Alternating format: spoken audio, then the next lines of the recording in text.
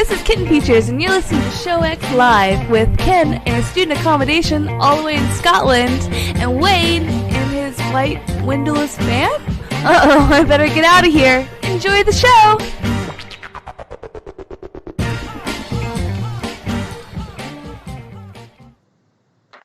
And go. Hey everybody, and welcome to Show X on VTWProductions.com. You're listening live at 2 p.m. Eastern, 7 p.m. GMT this Sunday. Where are we at today? The 20th of October already. Wow, spooky season and all. We're joined by special guest today. Ken, could you lead us off and get us going with today's show? So, Kyle, but my first question for you is a very, very obvious one. From reading your bio online, the first thing I can see is that you're an MD, right? You've got an education in medicine, and I obviously found you through the fact that you're a fantasy author, as among other types of genres. You're an author. So how did that come about? How did you end up getting your MD and then go into storytelling? I like to say I fell into medicine like gravity. My dad's a general surgeon. My mom's a registered nurse. It was almost a foregone conclusion I would go to medical school. Meanwhile, I had the secret life. As I was seeing patients, as I was doing rotations, clinical rotations, I had this secret life. I was writing these books and sending in manuscripts to publishers at a feverish pace, and no one knew. Even when my first book was accepted for publication, I was studying for the first step of the boards here in the United States. In order to work in the hospital setting, you have to pass step 1, and then to get your medical degree, you have to pass step 2. And so this whole time, I had this secret life as an author, and occasionally I would say, I'm not going to be here this weekend, can you cover this for me? And I would go and do a book signing somewhere, and eventually my colleagues, my other medical students found out and really embraced it, but it was, for a long time, it was my secret hobby that no one knew about.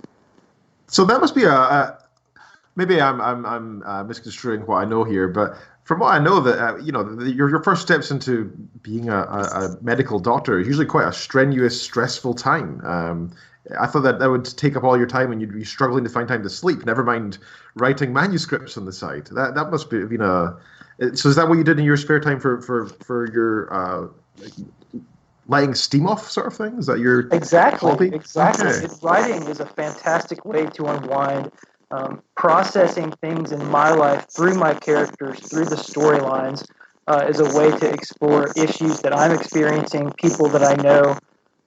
Medicine was very stressful. I watched a patient die on one of my rotations. It can be, and so writing was a channel for me to express my emotions and the things that I was feeling. Now, granted, it also took up a lot of time as well. I would do my rotations during the day in the hospital. I would come home and study.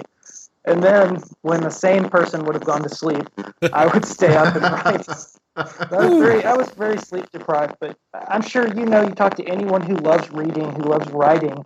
When you get a story, it has to come out. It will express itself in some way. Maybe you're an artist and you can draw it, or in my case, I'm a writer. But when you get inspiration, for me, it will work itself out on paper one way or another eventually.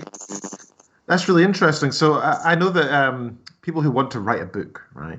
Some people say that you can never rely on inspiration because inspiration fades, right? Like you might be inspired for a few pages, but then the task ahead of you of the hundreds of pages yet to come can be very daunting. So do you feel like you were inspired all the way through? Do you feel like you had that passion, that drive? Or was it a case of you had to tell yourself sometimes, no, I have to write today. I may not want to, but I have to write today. You're absolutely right. There are some days where I just feel like I can't get 500 words down, let alone 2,000. And there are other days where it just comes pouring out. I get mostly inspired when I first conceive of the idea, in that stage where I'm plotting out the novel, what the story's going to look like, what characters are going to show up. And after that, I take a pantser approach. I have an end game in mind and a general structure for the story, and then I let the characters decide where they go. In that way, it's almost a cheat code, if you will, because the characters then give me the inspiration with their actions. And I say, oh, I didn't expect the story was going to go this way.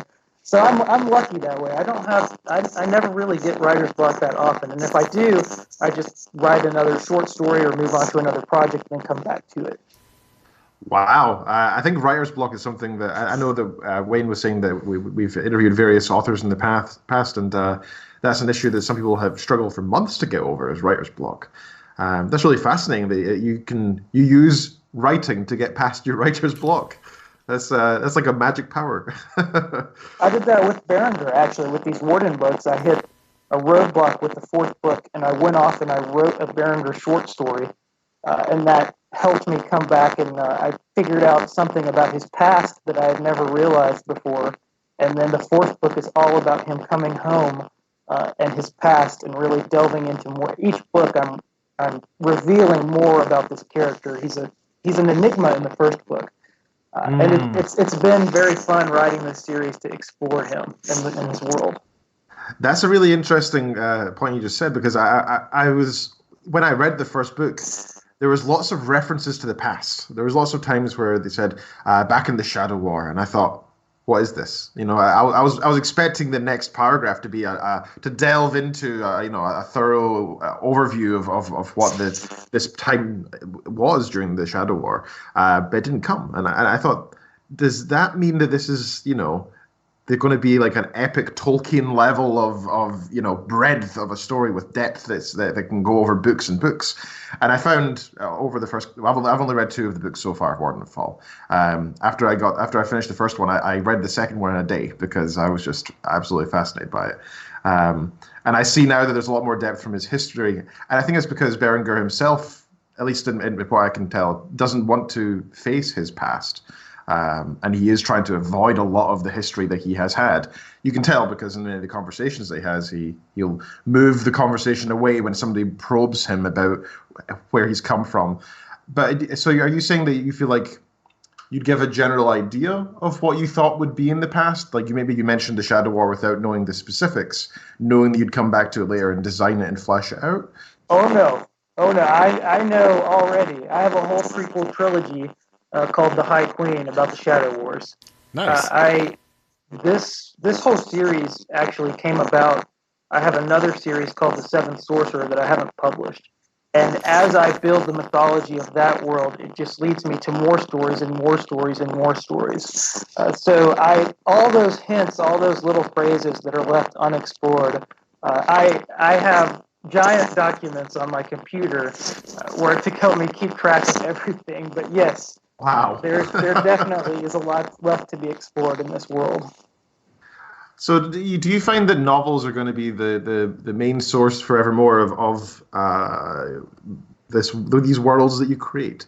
I guess what I'm getting at is, do you feel like you're going to express this world crafting that you do in any other format? As in, would you ever do a TV show or something? I think Berenguer would be ideal for television. Fantasy is expanding in television now. You have The Witcher dropping next month. That was a heavy influence on Warden of Fal. Oh, really?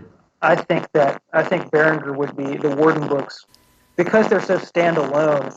Each book could be a season, and I think it's very accessible as well. I worked very hard. I mean, with your background in fantasy, sometimes if you want to pick up a book on a shelf in the fantasy section, it can be hard to dive right into a world without having to read 10 other books. So I've tried very hard with this series in particular. There's a larger story arc going on over the series, but if you want to pick I remember when I was a child and I was reading the Harry Potter books, I actually read Prisoner of Azkaban before Chamber of Secrets, and I was still able to completely follow everything. So I tried very hard to take that approach to these stories, to where I've had some readers who have read Blood of Kings first before reading Wrath of Lords, and they've still understood and been able to follow everything that's happening.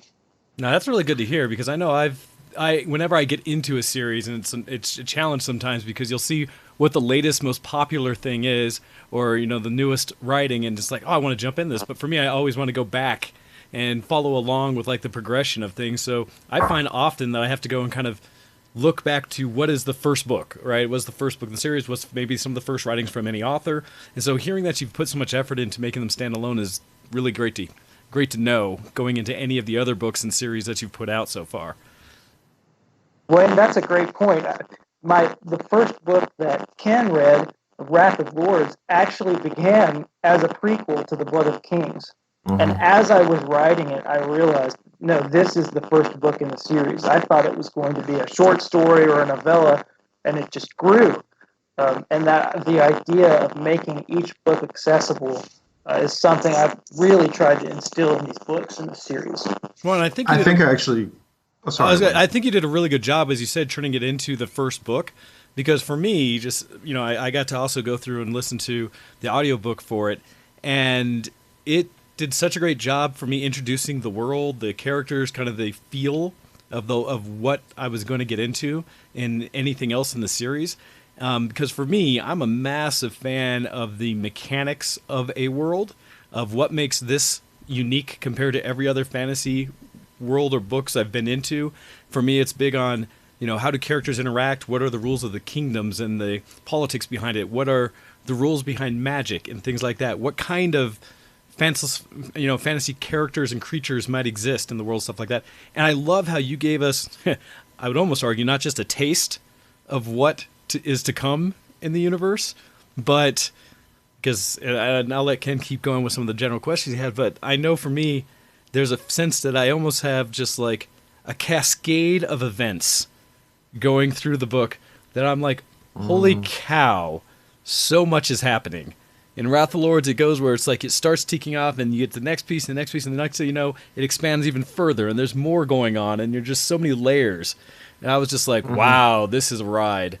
And it really caught me in, and no spoilers to anybody out there, but I did love how you brought it all back together at the end of the book. Like you said, standalone, where I could walk away from it saying I accepted everything you gave me for everything that happened. And it was exciting for me. I was just like, dang. Now, if you do read it alone, Wrath of Lords is a very dark book.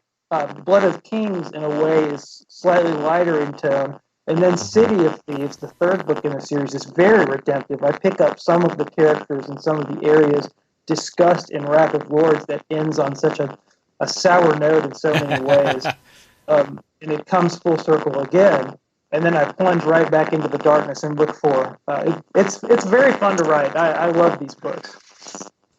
So I had a couple of points there. One was you're mentioning that originally your first book was going to be a very short novella, right?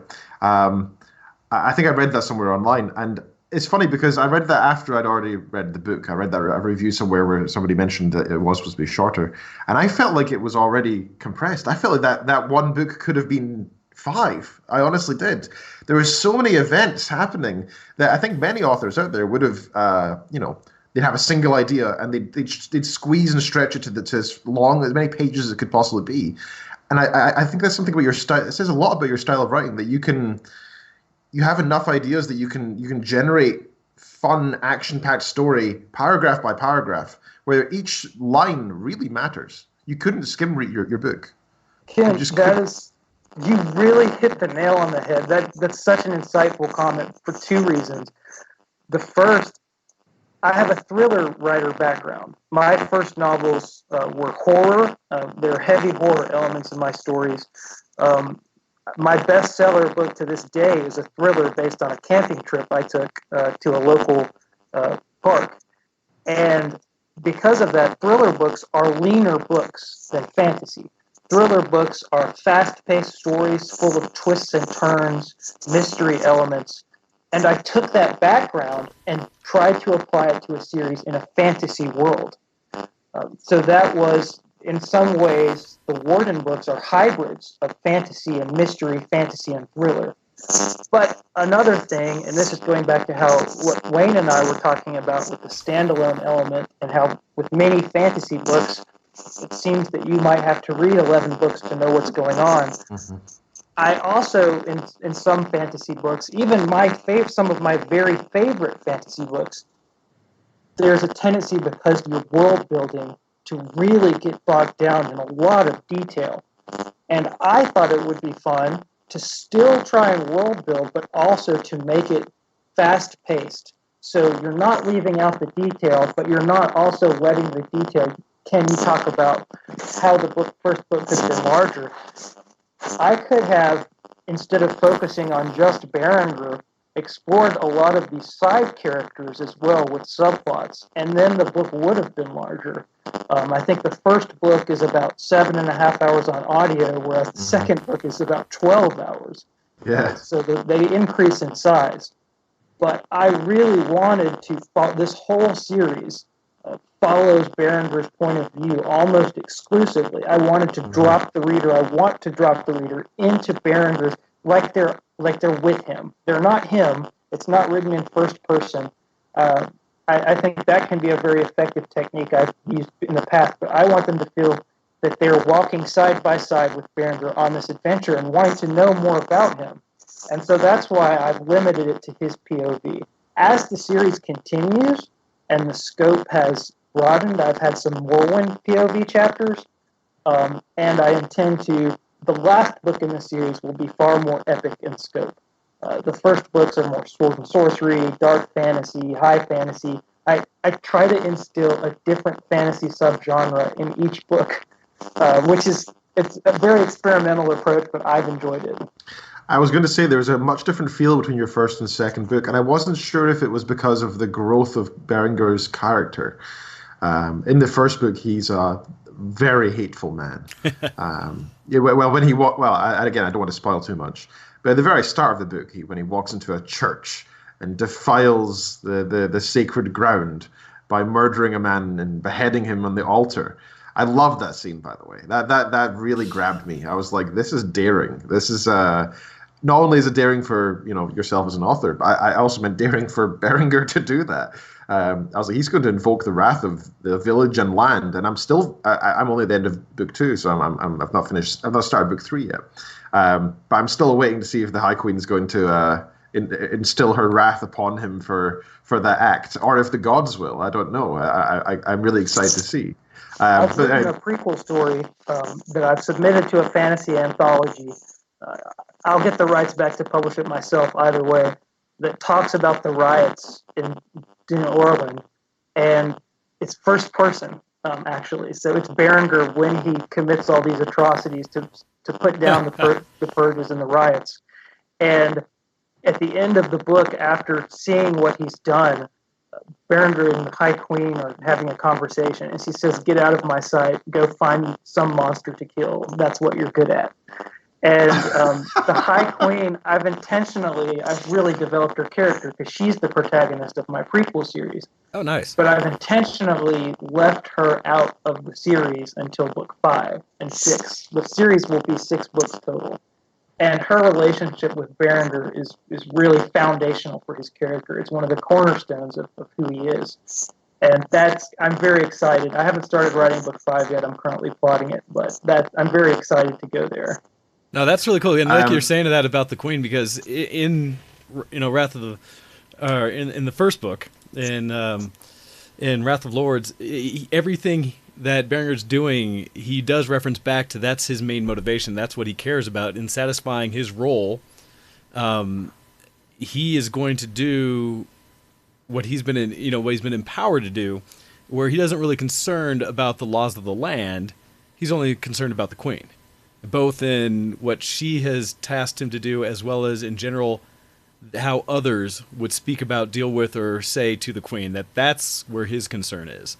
And so I'm really curious to see how she earned that level of his trust and his need to be able to be a good soldier for her. And so that I love that connection, because even without having delved into what it all came out to in the first book, you hint at it enough that it just tells me there's so much story behind it, that there's so much that can be told to say what is going on with that relationship, and I can't wait to learn more. I do have a free prequel short story about Berenguer and the Queen that takes place before he was a warden, that's available to anyone who signs up on my email list. That's called The Path of Vengeance. It's also available on Amazon as well. It's only about 40 pages, but that was a fun story to write. Nice. Just for everybody who's interested, how would we go about signing up to your email list? So you go to my page on Amazon.com, Kyle Alexander Romines, and there's a sign up at the bottom of my bio that has a direct link. You just copy and paste it to sign up And I have, not only is that short story available for free, but a time travel novella I wrote called The Chrononaut is available for free as well. I love to give back to readers. I have some of the best readers in the world, and I like to surprise them with signed books or free short stories I haven't published yet, things like that. I have really great readers. That's a fantastic thing as an author, and it shows that you have a lot of love for your community. For everybody interested, the link is now in the chat, so you don't feel like you need to go to the Amazon yourself. Although you should also check them out on Amazon, of course. But you can sign up to this email list there and enjoy your free content.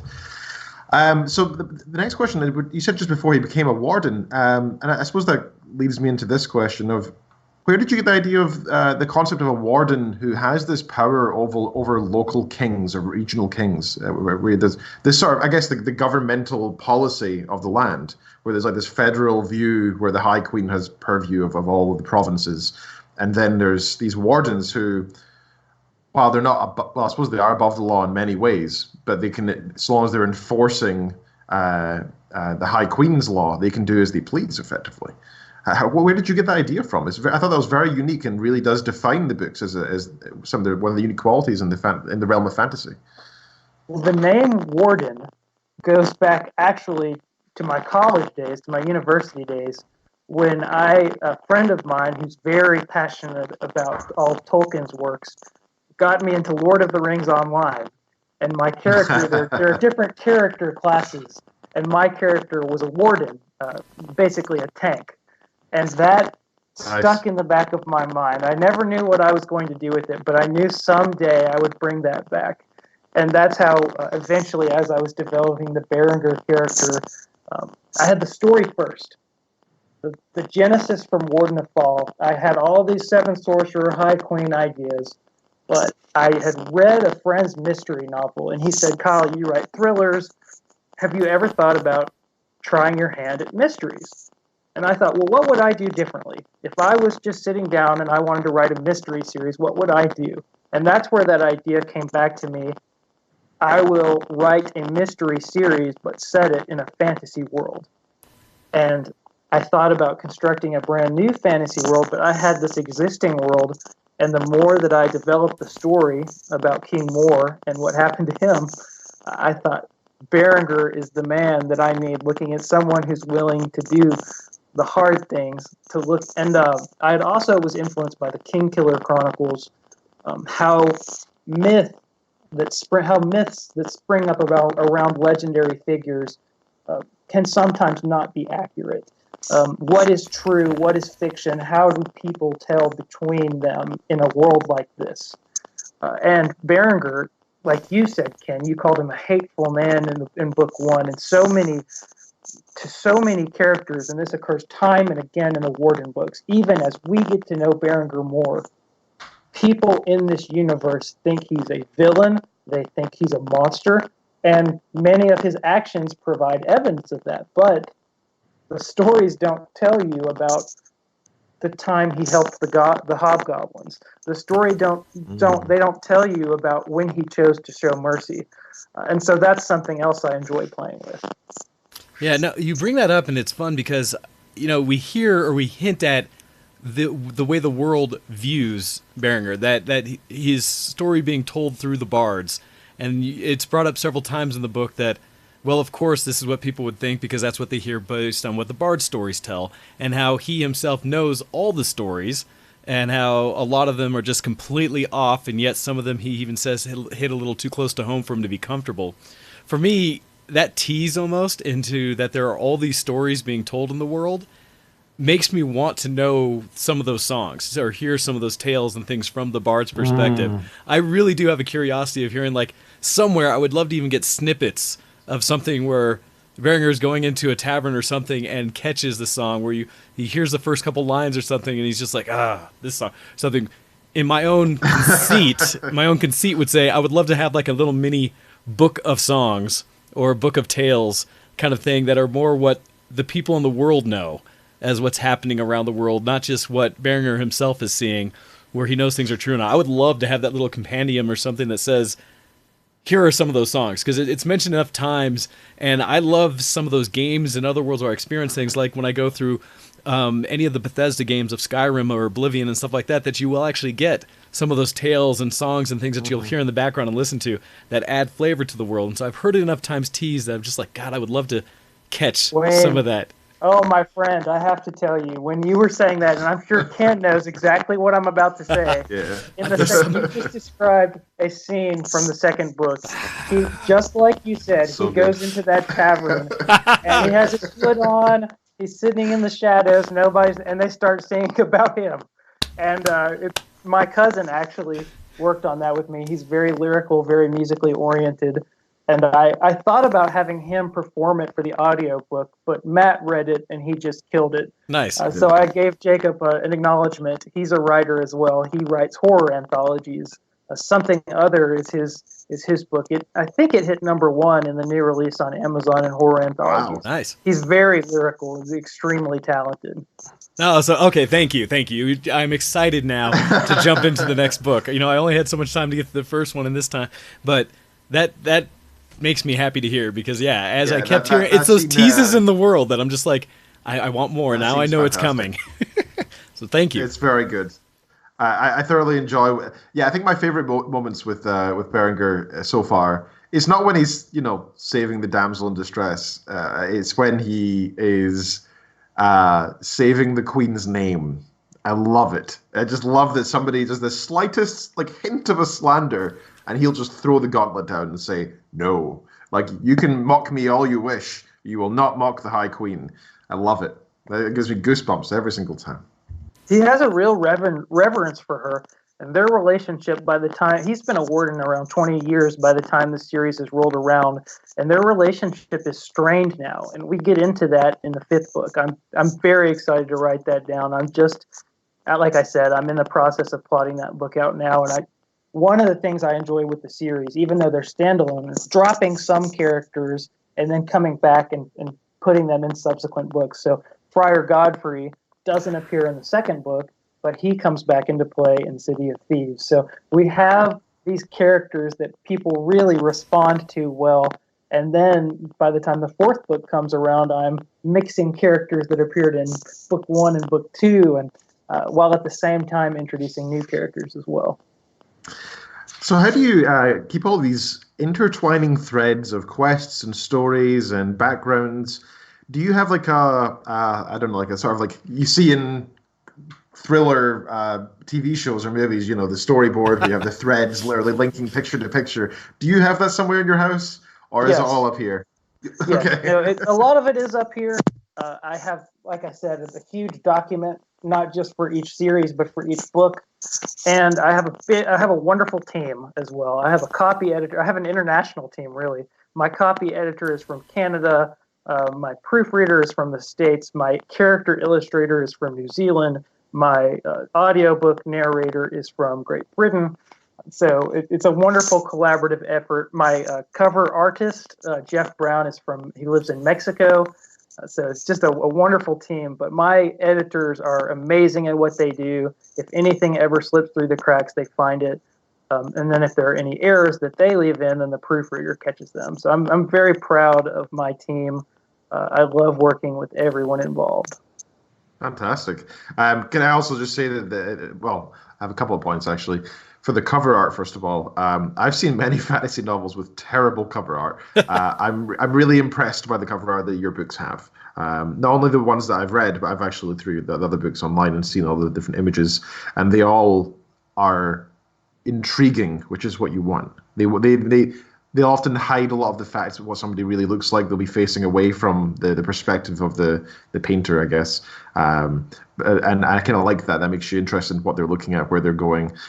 It's not some, traditional cheesy-looking fantasy. It looks like something mythical and modern and, Lord of the Rings-esque almost, I would say. I'm glad you said that. I mentioned this earlier. I make a real effort to give back, whether it's in the form of those stories we talked about earlier, or every book. You might not have seen this with the audiobook, but in the paperbacks and the Kindle editions, every book has a professional illustrated drawing of one of the characters. So for Wrath of Lords, that's Berenguer. But whoever one of the main characters is in the book, in all 6 books, there I have commissioned art for one character.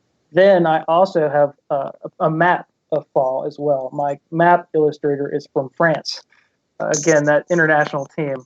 And so I love to pack it because I think fantasy readers deserve that. I think that it helps you get into this world when you can envision it in your head. I think people turn to fantasy with rich imaginations, and they want to step out of whatever's going on in their life at the time and go on an adventure.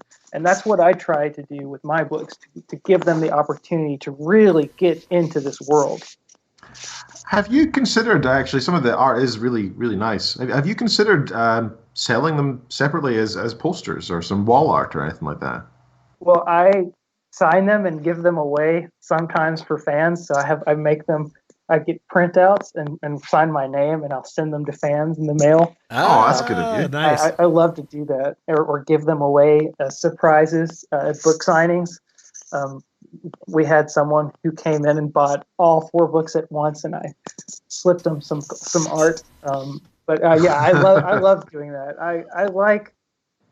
I love the relationship I have with my readers. You can see in some of the reviews on my books that these are people that will read a book I'll write, and then they'll read the next one, and they email me. I actually provide my email at the end of all my books so that people can reach out to me. And I've just been overwhelmed with the response that I've had to these books and others. That's not surprising. And speaking of your other books as well, you've worked in various genres, as you mentioned. I was waiting, Ken, for you when you were going to get into this, because So how have you managed to, again, it's that mindset. How have you managed to get into the mindset of, I am writing a fantasy book as opposed to I'm writing a thriller or I'm writing a mystery or sometimes the combination of each? How do you separate those concerns or bring them together in your mind? Well, I would chalk that up to my imagination. So when I first come up with an idea, usually I'm listening to music and I'm going out somewhere in nature.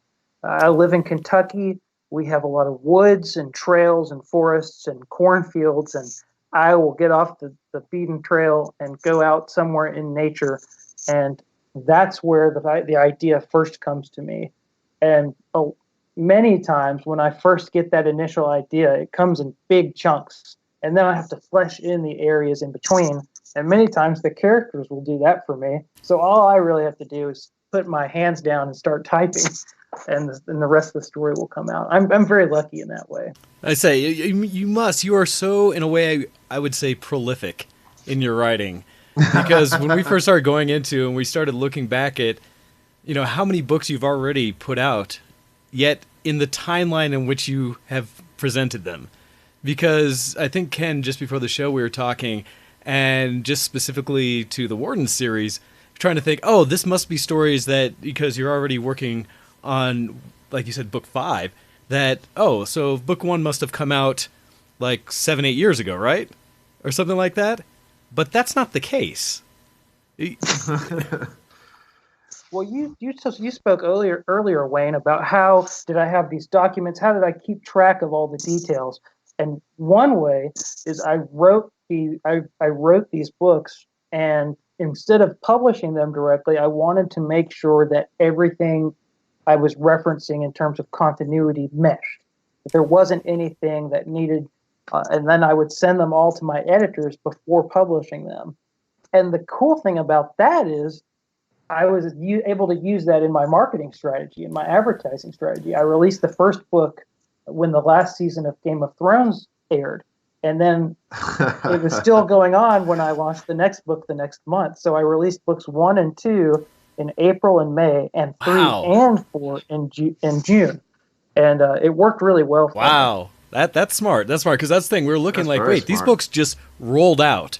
And so and I don't know, is this something that, because you obviously, like you said, you did this on purpose, and obviously targeting a certain audience, but did you feel like that was a good marketing strategy based on, I don't know, what aspects of society today? Because when I feel that in a way, to me, it teases my need to maybe go binge series and stuff like that on Netflix or something like that, where I am appreciative of so many companies and things that will release an entire set of content essentially at once, where you're not waiting week to week for everything to happen. And especially compared to old fantasy reading, where you follow some of those famous authors who, I don't know, things like series like The Wheel of Time, where you might wait for decades for the series to complete, or between books to happen many, many years.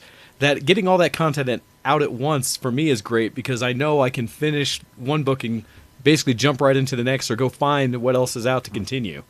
And so it seems like So that, absolutely. No, you're 100% right about that. I would have waited and put all 6 out at once if I could have stood it, but I had to get them out. Once I had the first 4 written, I was just too excited not to publish them. Good for you. No, I very much appreciate it. I'd be very sad if I'd missed this.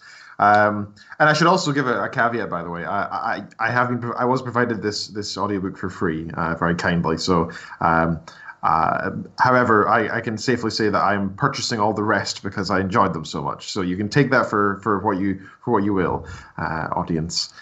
So I've been completely ignoring my list of questions. We wrote out about 25, 30 questions before the show, and I've just been enjoying our conversation and effectively ignoring them.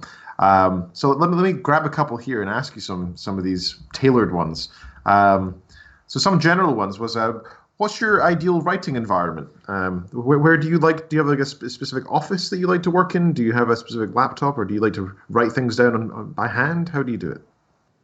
I outline by hand, and I write the books on my laptop using Dragon dictation software. That's something else I gained from my background as a medical professional, dictating notes, history and physical exams. Speaking my story, I believe, makes the dialogue more natural and makes the story tend to flow better. I don't know what it is. I think it's just that storytelling. When you sit down and you're telling someone a story, I just think it helps. It actually helps me write faster as well. I noticed that before I might do, say, 1,500 words a day, and then that would increase to anywhere from 2,500 to 3,000 words if I was feeling particularly inspired.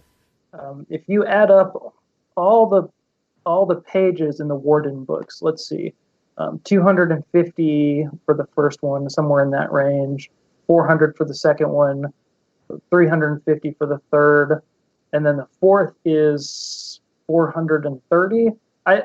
Either way, it's approaching somewhere around 900 to 1,000 pages. You add in all the short stories, it's probably about 1,000 pages. And so I did that over the course of a year, and that's not to toot my own horn. That's just how much, if you're a writer out there, a prospective writer, and you have writer's block, I would encourage you, get a microphone and just sit back in your chair, close your eyes, and just start talking. It really works well for me. That's actually really cool to hear, because especially from us who spend so much time talking every week. And I'm impressed because I love technology for one. And so once you mentioned Dragon, it's like, oh yeah, I'd use that for years about dictation and such, and just fun to know how well speech recognitions happen to things. But for me, I've realized that it is a challenge sometimes for me to speak in a way that it's going to pick up and not have to go back through and re-edit a ton.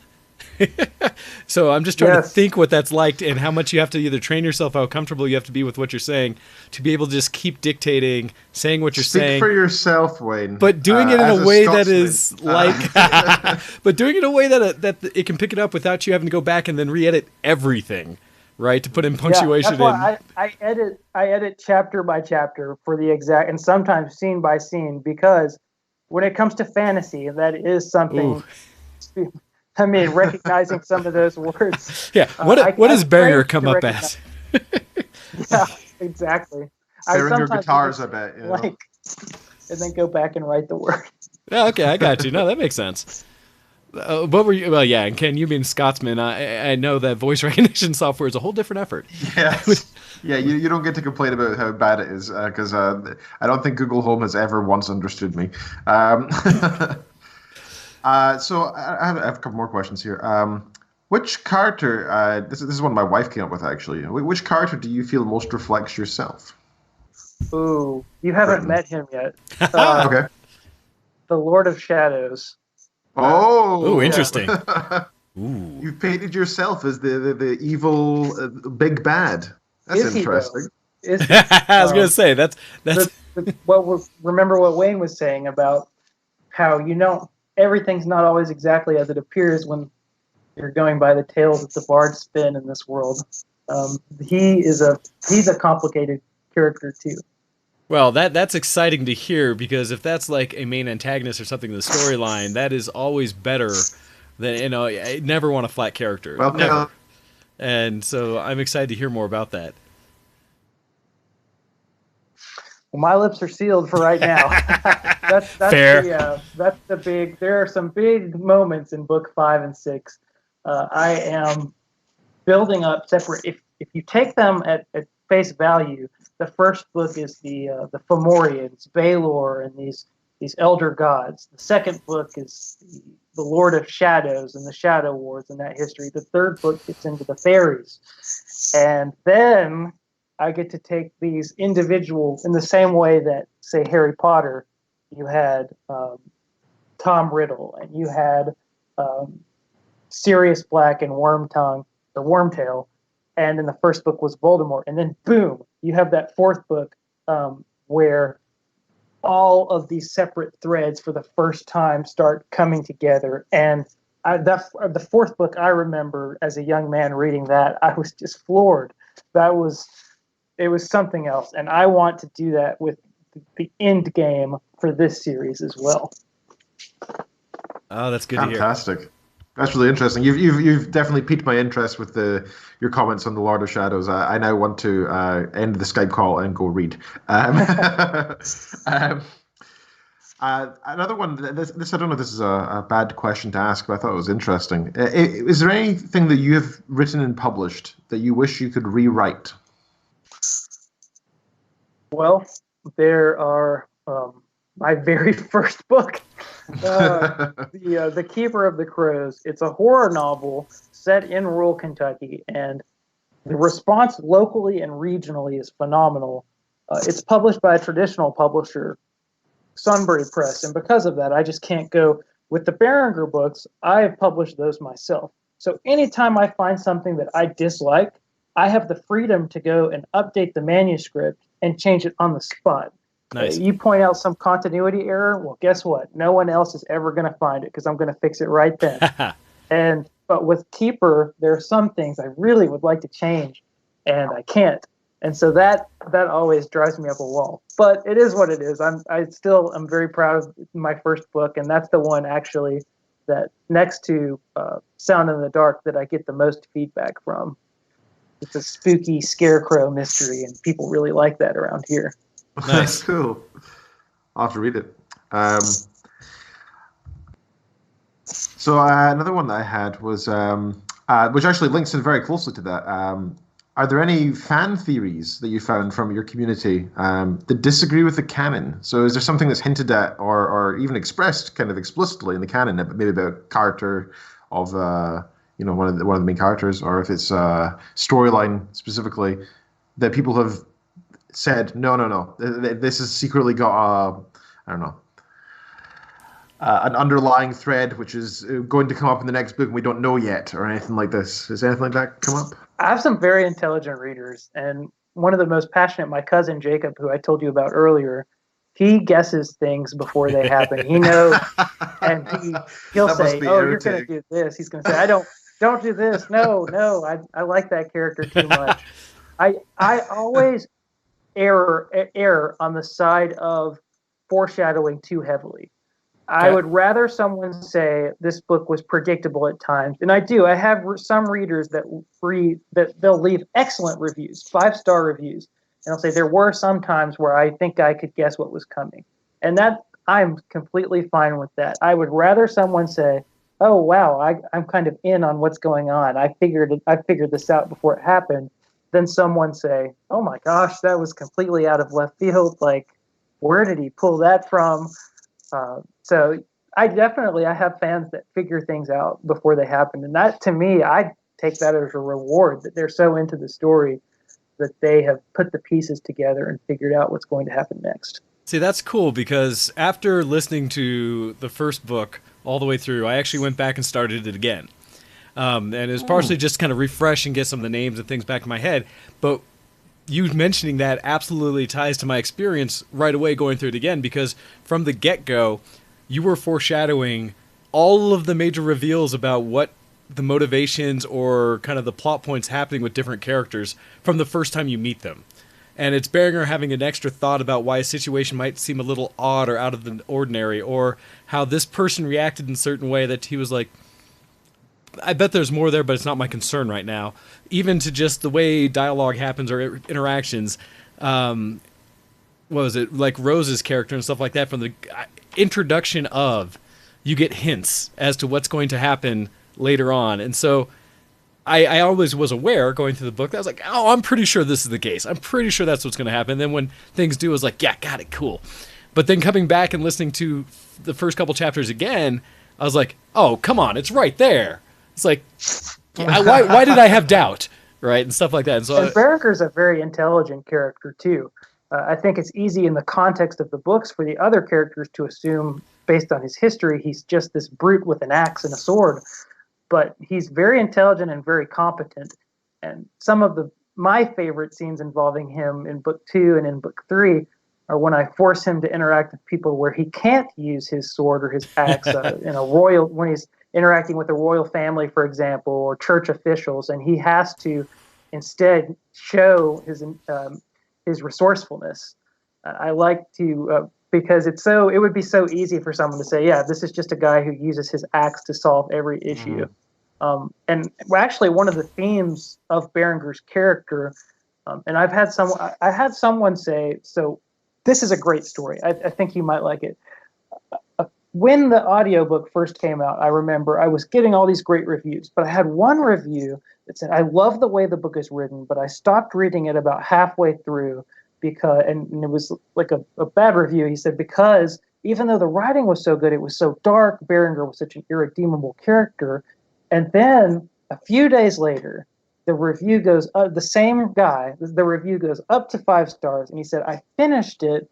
And I was I misjudged the character. I thought he was completely irredeemable. I thought he was I don't know if he compared me to Prince of Thorns, Jorg, or what, but he said I was wrong. And I want the characters in the universe to be surprised by him too. Nice. That's very well said. How often in your lives do you feel misjudged occasionally by people who see you and assume certain things from your interactions, but they don't know what you're capable of, who you really are? Too often. I think we all feel like that. Yes, too often, I would say for sure. Say that's too real. But no, and I do love that in the way he presents, because it's nice, and also why I can't wait to go back and read some of the prequel type stuff leading into, because in the first book in the Warden series here, you get some of that redemption, you get to get some of that internal. You start to understand some of the more motivations behind, where it almost feels like he is, I would say, falling into the role that society has presented him. And that he is, because he's heard all the stories from the bards and knows what so many people think of him on appearance, things like that, he acts almost according to what people would expect. Until you get to situation. Yeah. Going back to my Warden character in Lord of the Rings Online, what does it mean to be a tank? So Berenguer, does it mean, he's overpowered because he can go one-on-one against this ogre, or he can kill the werewolf, he can kill anything he comes upon? So is he just this overpowered character? And the truth is, that's what he's good at. He's great at fighting, but Berenguer's whole theme is, and you really don't know this in the first book, but he can't save the people that he cares about. He can't, and that's why one of the reasons why he's closed himself off and tries not really to care about anyone. It's because, he's overpowered in a physical fight, but when it comes to everything else, I mean, he can't help the people that he cares about. He feels that all of his actions, despite for every enemy he kills, another one takes their place. He feels that he's not actually making a difference. And so it was fun to play with that too. Well, what does it really mean to be a tank? What does it really mean to be physically overpowered? Does that just solve all your problems, or do you have an entirely different set of problems? Nice. In book 2, and again, slight spoiler alert. Sorry, Wayne. One of my favorite scenes was when Berenguer is getting attacked by a group of magic users, and one of them is trying to invade his mind, and he's trying to hold back who he is and trying to hide behind this facade of, oh, I'm just Berenguer, as everybody knows. There's nothing more to me. I'm a basic person. And the witch is really struggling to get past this barrier, but it's starting to break. And he says, "Okay, fine, have it, have me. Here's who I am," and releases this hold of the hatred that he has within himself. And she just recoils. She's like disgusted, and she's broken because she just doesn't know how to handle the pure hatred that character feels. And I felt that was a really telling sign of his inner turmoil and what he's. That is his weakness as well as his strength, right? I mean, he that's where he gets a lot of his power to be able to get through all the foes, because he doesn't care. He wants to kill them because he doesn't care about his own life that much. But in turn, that also is why he's, getting into the fight in the first place is a weakness. Fighting is a danger, right? That is a weakness in a sense, and I think that's it's his strength and his weakness is how I've taken that in a way. Yes. Yeah. Sorry, that wasn't a question. Well, no, I was saying, but no, in a similar note, because from what I've learned so far of Berenguer, it's got a sense of, it's not like he's trying to redeem himself. He himself is just going through life, will help those in need based on, I think, his own moral code, but it's not because he thinks he's going to make the world a better place, and it's not because he thinks that the world itself is redeemable, let alone himself. It's just, you see that he is truly following his code. And I do appreciate that he self-analyzes some in the book, comparing himself to his idea of the other Wardens, which we just hear tidbits about in the first book of kind of that they exist. And he compares himself so differently to situations, saying, well, I'm sure this Warden would have handled it this way. This Warden would have been able to do this. This Warden would have been able to do this and heal them and save that and do that, but I'm not them. And so I love that comparison that he does himself, which I think focuses his kind of worldview. And hearing that, are we going to learn more about some of maybe the other Wardens? And yes. So the other Wardens are these beloved heroes, but are they really? See, I love that tease. So we meet another Warden in book 3, and he's this rascally character. He's basically an Odysseus-like character, a trickster. But all the Wardens other than Berenguer are beloved. In book 4, we meet a Warden Callahan, who basically caused his own. He was such a bad father that he caused his own son to commit suicide, and yet he is seen as this monster slayer, this noble figure. And here's Berenguer, who in many ways makes more moral decisions, and yet is seen. And Berenguer's not the person he is in book 2 that he is in book 1. He takes what he learns from the events that impacted him in book 1 and grows, but it's not this radical transformation. It's him maybe he approaches the same scenario a different way. And then in book 3 too, it's not this radical transformation. He's just open to new things. He takes the trauma of what happens in book 1 and it opens his eyes in many ways. So book 2, it has a more positive tone, but it's still a slightly bittersweet ending. And then book 3, I think people that have stood with Berenguer through the first 2 books will really enjoy City of Thieves. That's probably my favorite book in the series so far. I think most I've taken from this interview is that I have to keep reading and I cannot stop because there's. Yeah, no, I'm getting the same vibes. It's kind of this constant. There's so much more to experience, so much more to hear that I just cannot wait for. And so the same thing Ken's saying. It sucks because I'm looking at there partially because I've enjoyed the acting in the telling in the audiobooks. Like that first one, it just comes across so good. And hearing the way, because who is it that you have read in the audiobook? Matt Addis. Yeah, Matt Addis. The way he portrays Berenguer's like voice and gruffness and that harsh little level of his like, that's not me, and doing that.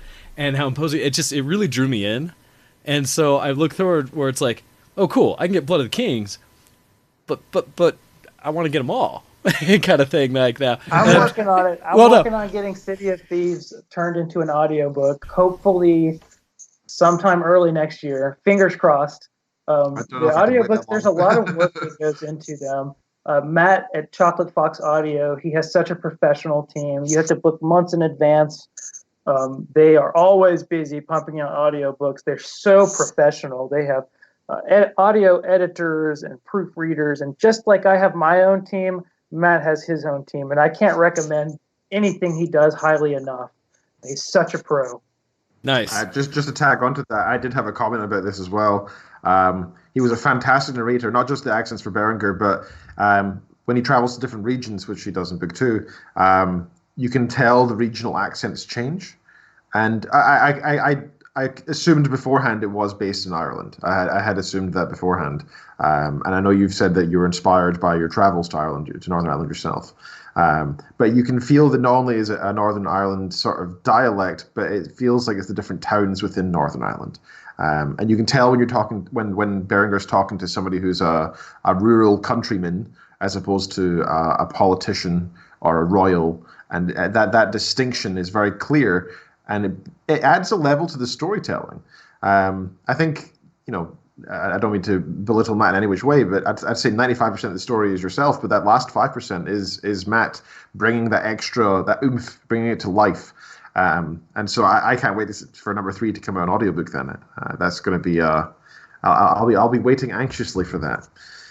I did write down my next point here was, so Ireland, was that the main source of inspiration for the Land of Fall in terms of myth and fairy tale as well? Or is it just sort of the regional accents, or is it the culture? How did that all work?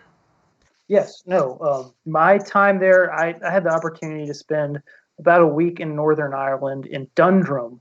And while I was there, there was Dundrum Castle was about 5 minutes away from where I was staying. It was a 5-minute walk. So I was able to get up in the morning and walk to a castle.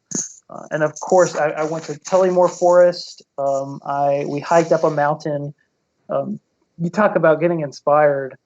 That was such an inspiration just to be there, and it helped me ground the story in something real. So Fall is definitely based on a fictionalized mythic Ireland. I draw on different sources of the myth for inspiration. So Baelor and the Fomorians, for example, is Celtic mythology. But I also am not afraid to do my own thing with it as well, which makes sense because even in the context of this world, as I've said a couple times, how much of what the people know is true, of what their understanding of the world around them is true. When you're living in this rural setting, and especially in a land that because of the purges has had such a the learned folk in the land have been hunted in some cases and have migrated to other countries.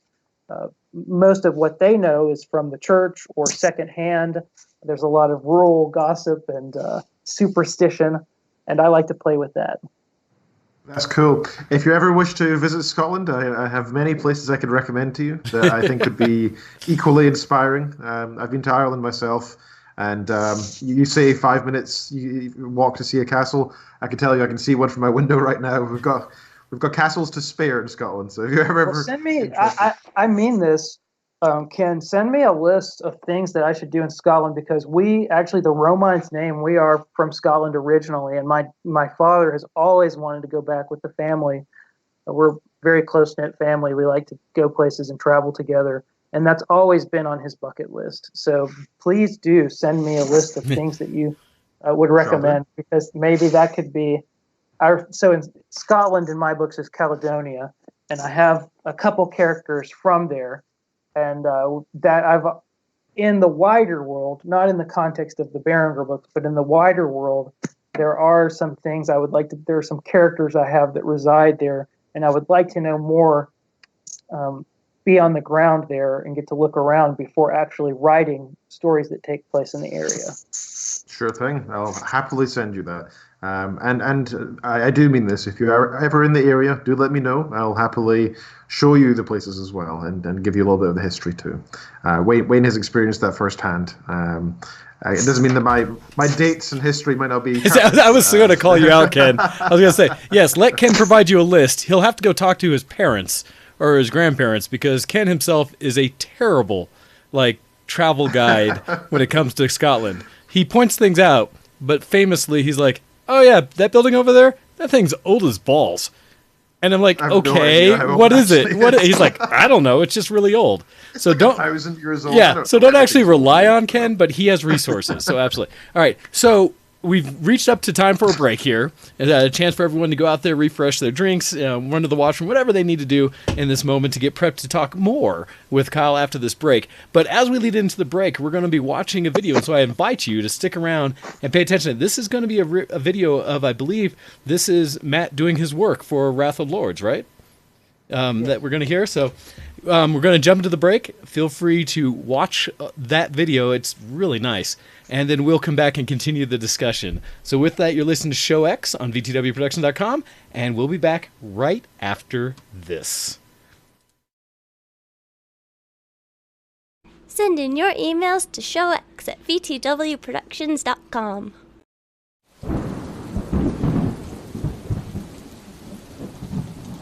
Berenguer turned at last to face Cain, who stood with his sword at the ready.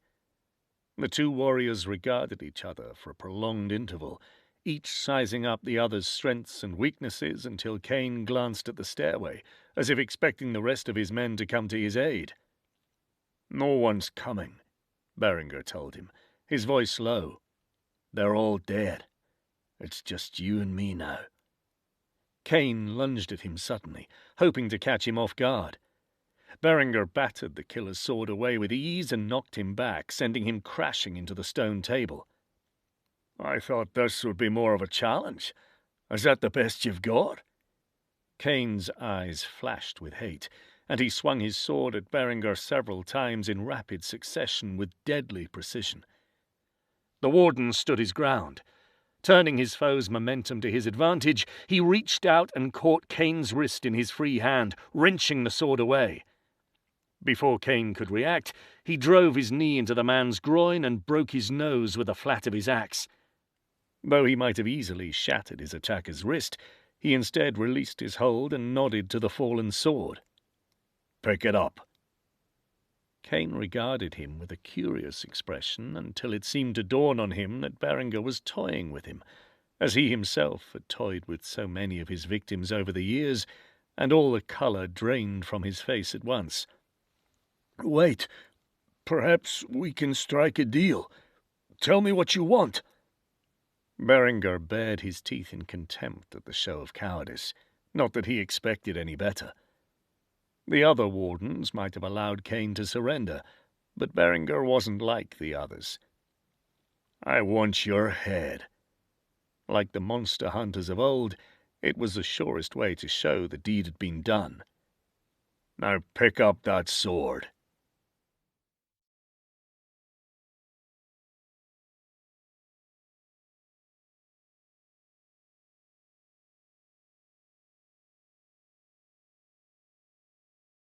You're listening to Show X on VTWProductions.com. Hey, everybody, and welcome back. Kyle is still catching his break real quick, and he'll be back shortly. Hopefully you enjoyed that clip we had. He does such a good job, And so showing again some of the artwork that Kyle sent along with us, as he's got, as you mentioned before, the image he had of the map of Fal and the whole region and everything. And I just think that's really neat that we get to see and kind of explore the things that he is sharing for everyone here. So well done, so neat. And like I said, I can actually flip through some of the images in here. Whoops, let me grab it, as he has a few others in here, as he is jumping back in with us now. Oh, and sure, now it's not going to show. It's not going to click through them now. Oh, well, in the same case. Looking through Audible, you can see the books that he has available right now. Both The Wrath of Lords, which is what Ken and I were able to check out, as well as Blood of the Kings, and then another one of his books, Bride, which specifically is a story about, you've always heard, I think the byline on it is, you've always heard about Frankenstein's monster and Frankenstein himself. But this is a story of the bride that Frankenstein builds for his monster and such. And so we have that as well. So neat of things that you can check out, let alone all the other books that Kyle has available. All right. So... And I'm not kidding when I say the Audible work that goes behind these books is fantastic. So if you are not yet sold on the idea of Audible, it is well worth signing up for. That get a credit per month for, I think it's about £6 in the UK, and you can purchase any book of any price. And the work that goes into it, not just from the writing, but also the voice work, is fantastic. Welcome back, Kyle. Sorry, we finished a bit quicker than we expected there, but welcome back. So we're just about to jump into some of the imagery, right? We're going to talk about some of that as well. But we just watched that video. That was fascinating. I always assumed, I don't know why I assumed this. I always assumed that when a narrator is doing the various characters, they would work on the same lines for that same character in a chunk. So like all of Berenguer's lines would be done at once, and then all of another characters, and so on, so that you can stay in that same tone of voice, I guess. But I saw that he was swapping back and forth on a cue. That was amazing. I don't know how he does it. Matt is a classically trained actor, and actually the reason he's unavailable at the moment, he's touring with theater company. Wow. So he's very good at what he does. Nice. Yeah, very talented man. Yeah. So as we came out of the break, we were looking a little bit at some of the images you provided. Specifically, I'd shown the map of Fal to kind of show everybody where things take place. And also with that, I had shown earlier Berenguer, so people can have an idea of what he looks like, the gruff image of such. But you've provided a couple other images as well that I would love for people to see. And admittedly, I think all of them, other than the Queen herself, for me, are hints at characters I've yet to meet. And so I'll be curious to hear a little bits about them, if you wouldn't. So the first art I'm going to show everybody is that of the Queen. And so as I transition into it, she's got just this epic style to her, standing there, cloaked, large sword at hand, ready to be like in the middle and thick of things herself, because I have yet to meet her and just know that she exists, and kind of the story of her taking power just hinted at.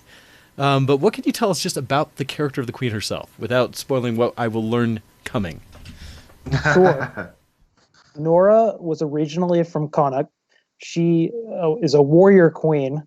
She seized power and united the other kingdoms against the sorcerer, the Lord of Shadows, defeated him, and then was crowned High Queen. In the past, there were many high kings in Fal, and then the kingdoms all regained their independence. The line of the High Kings ended, and then Nora became the first High Queen in centuries. And she is very moral character. So in some ways, not someone you would think of as associated with Berenguer. One of his he's often referred to as the High Queen's monster. But Nora is she is perceived as a very morally upright character, a benevolent figure. She is loved. And then she rules over the 5 kings and queens who all rule their own kingdoms. She's based out of Tara, which is located in the kingdom of Meath. Okay. And then the next character I was going to show off is Morwen, I believe. Yes. And so I'm kind of curious her story. This is not a character I'm aware of. I don't think I've met yet. But she seems, I don't know, more rangerish and perhaps magic, just seeing that she's carrying a staff. So I'm really curious what little bits you can introduce us. Sure. Morwen is the court magician to the King of Munster, the southernmost kingdom, which is far more tolerant of magic than their counterparts in Leinster in Book 1. Morwen is a foil to Berenguer in many ways, She's eternally optimistic and a sunny character. That's a good description. Where Berenguer believes that nothing he does can make a difference, Morwen is idealistic. She believes that she can change the world single-handedly and is determined to do so. They make very good foils for each other. I like to take the story. I like to make characters that serve as foils for Berenguer in different aspects and facets of his personality. Ravenna, who is another character that we have art for, is another parallel for Berenguer, and you see how he might have turned out if circumstances were different. Oh, interesting. I like to use characters to cause you to think more about one aspect of different characters' personalities. Nice. Yeah, no, I brought her up as well. I was curious because all the other characters from the artwork, and you're right, Morwen definitely has like this bubbly look to her. The art's beautiful. And I love that you have in some of the main characters that front and back, like the multiple views that the artist created. Because from my geek and cosplay community type thing, having those details of costume, love it. Thank you. Gives me stuff to work with if ever wanting to portray a character. But the others That's a good question, actually. Sorry, Wayne, I didn't mean to butt in. But have you seen much in the way of cosplay of your characters? Any of your book signings or anything like that? Not yet. I have a buddy, well, not a buddy, but someone I know in the area, in the Kentucky area, who also writes fantasy, Stu Thaman, who did the Goblin Wars. He is a local. He's been in the game as far as fantasy 3 years, probably longer than I have. And he has started. I check out his website fairly regularly, and he has had some cosplay for his characters. So that I think that would be really neat. I'd love to see that. I think that's a challenge. The gauntlet has been thrown down. So any of our listeners who are into the cosplay scene, there's a few really fascinating characters that I personally would love to see dressed up as well. I'd love to see people's take on how to show a character's personality and traits described in the books into the real thing. I would love to see them act it as well, not just in how they dress, but how they walk around and their walk, their talk, the things that they try to do. I'd love to see that. Well, I think they'd be great. I think it would be great. It would make a great television show, honestly. Yeah, I think that these books and these characters would be great on television.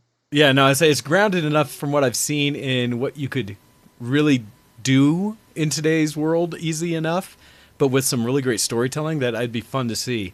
So speaking of kind of cosplay community, knowing some of the community that listens to this show and are in there now, those like our friend Copy, the next one is seeing the Azura Fairy character, which I think is lovely artwork. And I'm so intrigued to know or see more about this character, seeing especially that she carries kind of these reverse short daggers or such. And I don't know, it just looks like is a character that is mischievous and in the thick of things.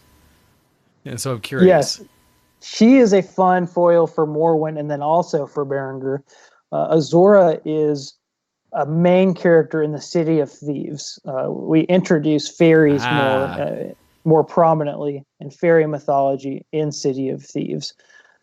She has a very interesting backstory that we hint at in book 3 and will be further explored in book 5 and 6 with some other characters in our story that I can't speak to her too much without spoiling things. But she is a joy to write. Fairies, nice. In my take on fairies, are so fun to write because they're different than humans. They have this mischievousness, and sometimes they're benevolent, other times they're more malevolent.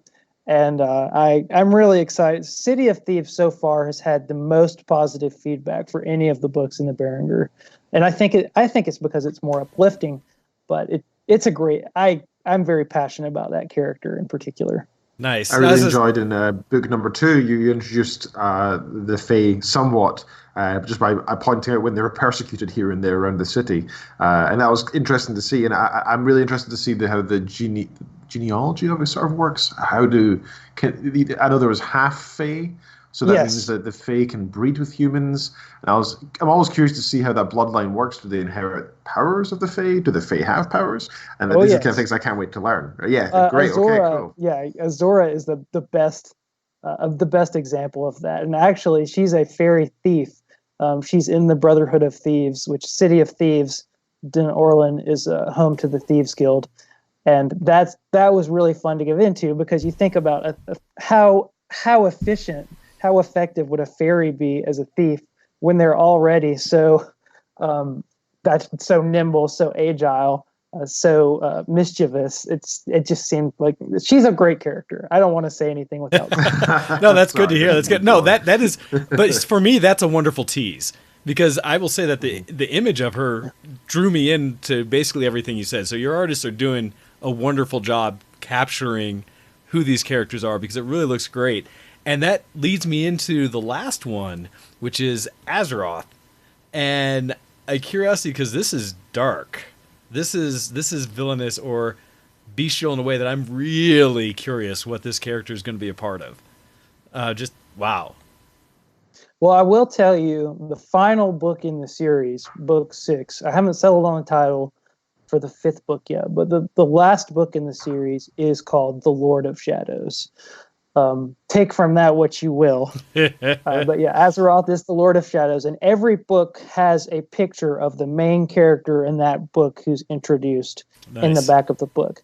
So for book 1, it's obviously Berenguer. For book 2, it's Princess Ravena. For book 3, it is Azora. For book 4, it's Morwen, because book 4 is a very big Morwen book. And book 5 is Nora. Book 5 is where we finally meet Nora in the flesh in the context of the Warden series.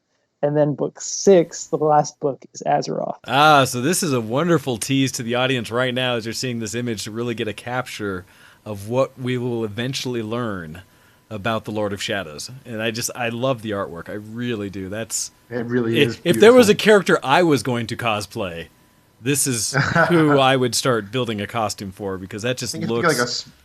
You have to get like a smoke machine up your top or something. Just constantly emanate. Yeah. No, that is super cool. And actually that leads into, I think, one of Ken's questions that we had written down, talking about the various characters and such. I saw up here. Where was that? Wait, feel free to steal it. No, as I said, I'd seen something where you were talking about the various characters. And actually, I will steal back to a different one of your characters' questions that you had, Ken, which was speaking specifically about looking at the stories. One of the things Ken said was that his first perception of women in the stories, based on the first book, is that it was kind of that traditional damsel in distress kind of thing, where you have gals who are struggling with things and you have the big men trying to come in and save them. But then as you learn more, you find out that the women in there are pretty darn powerful. And in some cases, as Ken says, terrifying in ways even more so than Berenguer. And so how do you feel like when you're writing, especially your female characters, what are you drawing on to really kind of capture their spirit and what they're doing in the world beyond just what a lot of people from a traditional fantasy think would just be there, just, pretty and, such like that?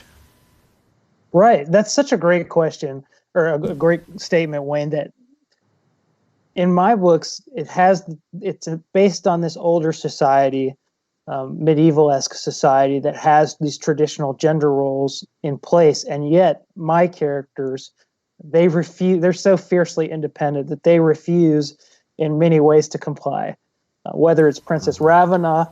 And so you see them, or Morwen, you see them asserting their own independence, and Nora is the High Queen. And if you notice the character art, 2 of the characters are male, Berenguer and Azeroth.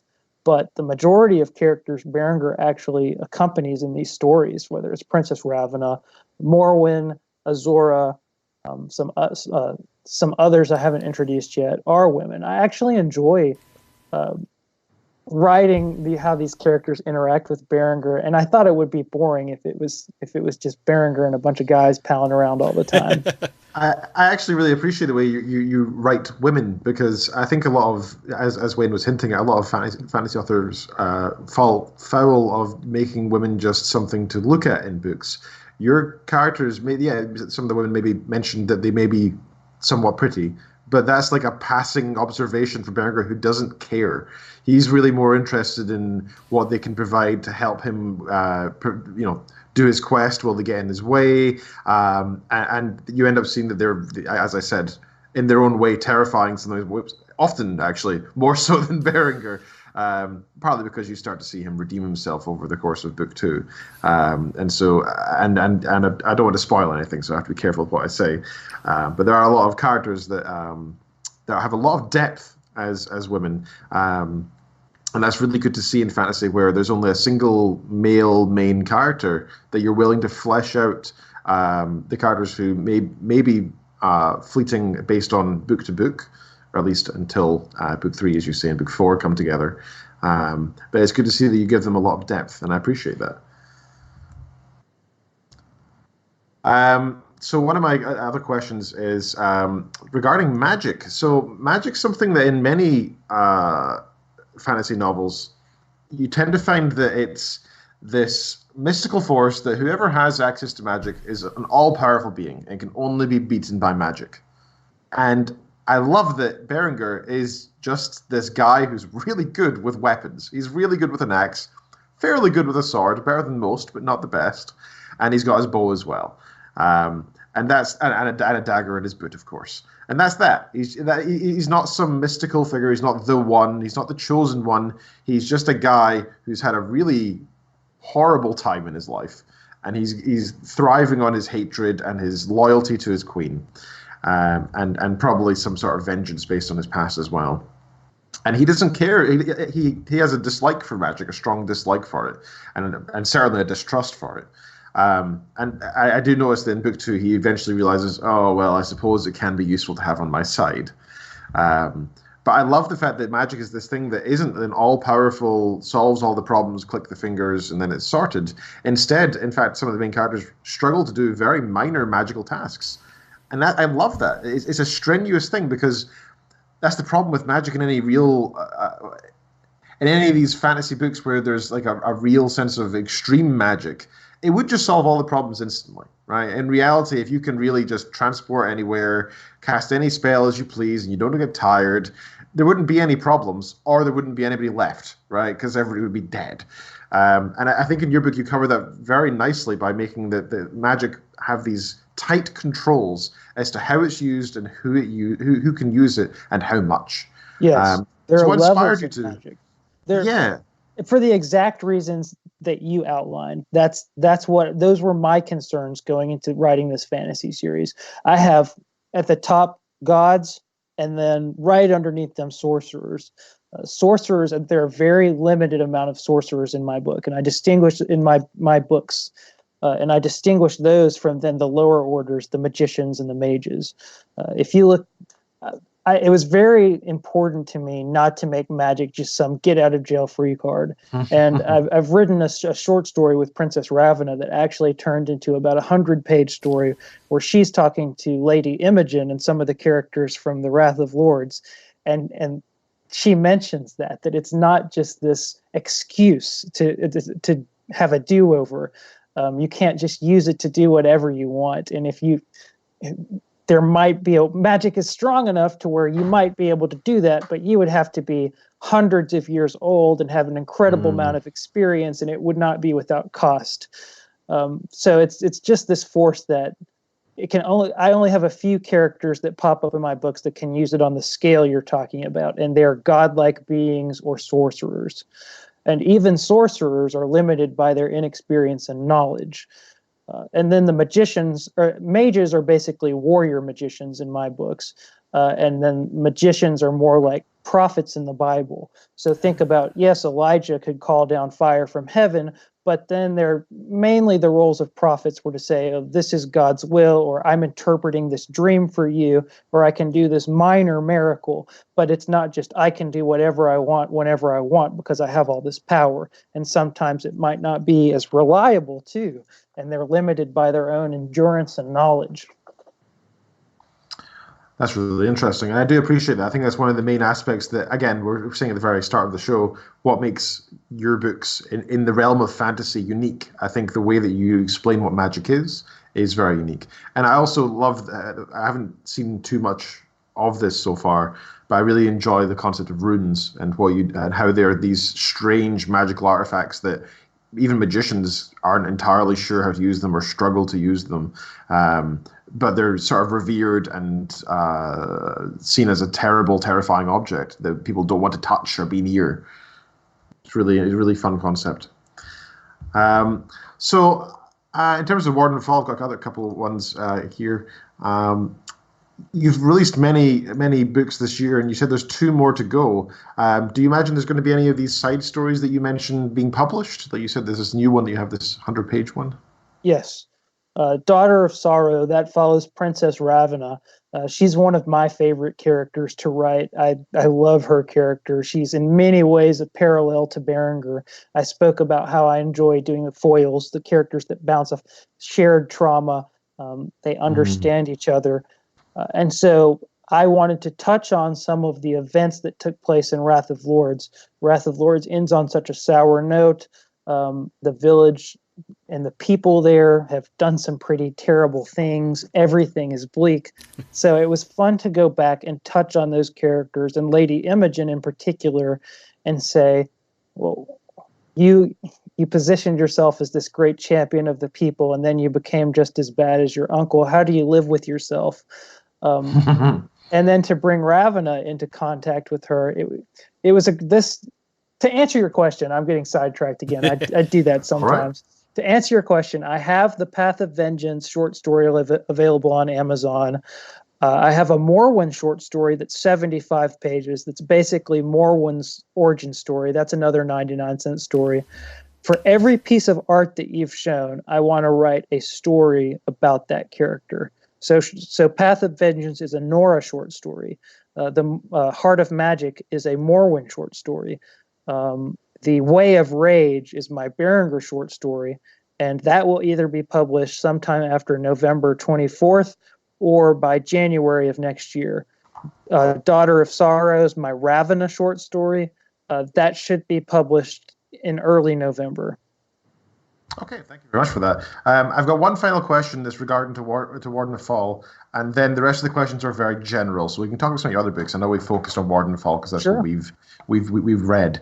So the last question was, I found that Berenguer is a very unique main character. I mean, generally speaking, in fantasy books, the most common thing you see is, young boy in a village, and the village gets burned down, and he has to accept his destiny to find the big bad. And that's not at all how you decided to write this story. Not even slightly. This is a completely different take. You took somebody who's in the middle of their story and started there, and then linked back and gave references to things that have happened in the past as tidbits and tastes so that you're tempted and interested and want to continue. What made you decide to do it in that sort of structure? Well, I love superhero movies, but it seemed like for a while they kept... I'm a big Spider-Man fan. And I remember the original trilogy, and then they did the Amazing Spider-Man movies. And I remember watching as they retold the origin story and tweaked a few things. And then, of course, they've have the new movies since then with Tom Holland. I love those films. Yeah, but great. It seemed like a lot of the first superhero movies would be these origin stories. Yep. And not to take away from those at all, because superheroes have some of the best origin stories there are. But I remember, say, the first X-Men film. When you start that film, they are already a team. They've already been operating. And I love to drop the reader into the action and then let them catch up. Let them learn about the characters. Berenguer is not the typical, he's in a small village and he learns that he has royal heritage and he must seize the throne. If anything, he's very uncomfortable in that world. He's been a warden long enough, and he has this power to where he can participate. He can converse with these kings and queens and nobles, but he doesn't like it. He says it in the books. He's more comfortable in a small village dealing with some small monster than he is in a big city in some royal court. Okay, thank you very much. And like I said, we're not going to focus too much on the Warden of Fal stuff anymore. I really want to learn more about your other writings. Yeah, you have so many other things that you have produced in writing, and it was even a surprise for me initially learning that your first book was more of a horror book when reading about the Warden series. And so it was surprising to me, because then also hearing that, and I don't know which name of which book it was, but I've heard you've also written a Western as well? Atonement. Yes. Atonement, okay. Oh, that's Atonement, okay. And because that's where I started kind of just doing my own cartwheels in my head of trying to understand how you can jump between all of these different genres, because most of the authors I know are pretty solid in the one thing they're comfortable with, and maybe reach into one or another maybe kind of genre, where for you it seems like you don't have any limit, that you could kind of bounce into any environment. And so what do you think allows you to just kind of bounce around between different things? Is it just that you had another story come up in your head, or you had some environment that you're like, oh, I need to explore this? Or did you go into it saying, you know what, I want to write me a Western? You know, how did you get there? You nailed it, Wayne. My imagination, way back at the beginning of this interview, I talked about how I get inspired when I go on walks, and when an idea would grip me, even in medical school, I would have to write it. I couldn't stop myself, even if it meant not getting any sleep or not going out that weekend and doing something fun with my friends. I would have to get that story out. And that, it doesn't matter if that's some nightmare that I've had and it turns into a horror novel, or now the Western is a funny story. I had watched a movie, a Western with my dad, and I won't say which one it was, but I said, that was a terrible movie. That was such a disappointment. And he said, well, if you think you can do better, then do it. And I said, challenge accepted. So the Western, it's not in my wheelhouse, but I said, I can do this. And my publisher liked it, and they accepted it. And I may do more with that one day, but right now I've settled into this into fantasy.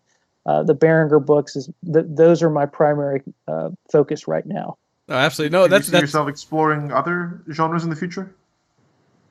I have a big horror mythos. My horror books that's not a series like Berenguer, but they share a mythos.